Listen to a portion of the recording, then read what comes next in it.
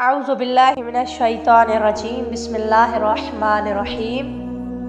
मौला अली अलैहिस्सलाम का एक ऐसा फैसला जो सुनकर आपको भी हैरानी होगी। वीडियो को आखिर तक ज़रूर देखिएगा ताकि आपके इल्म में इजाफा हो कि हज़रत उमर के दौर में एक दफ़ा दो औरतों ने एक ही जगह दो बच्चों को जन्म दिया, एक लड़की और एक लड़के को।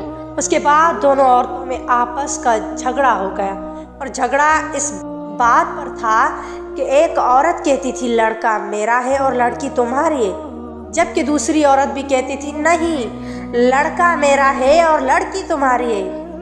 लोगों ने जब इनका झगड़ा देखा तो उन दोनों औरतों को हज़रत उमर के पास लेकर आए और सारा किस्सा बयान किया और कहा कि आप इनमें सही तरीके से फैसला करें ताकि पता चल सके कि लड़का किसका है और लड़की किसकी है।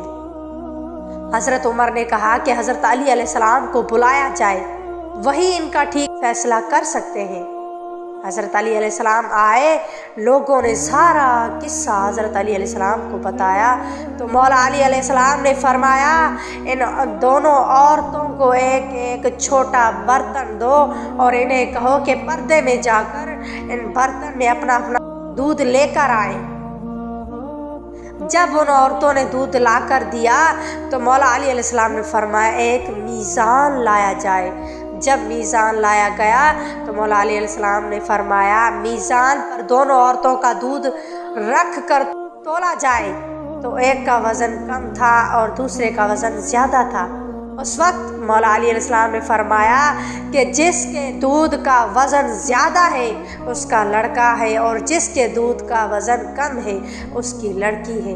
ये देखकर लोगों ने कहा या अली ये फ़ैसला आपने कहाँ से और कैसे किया?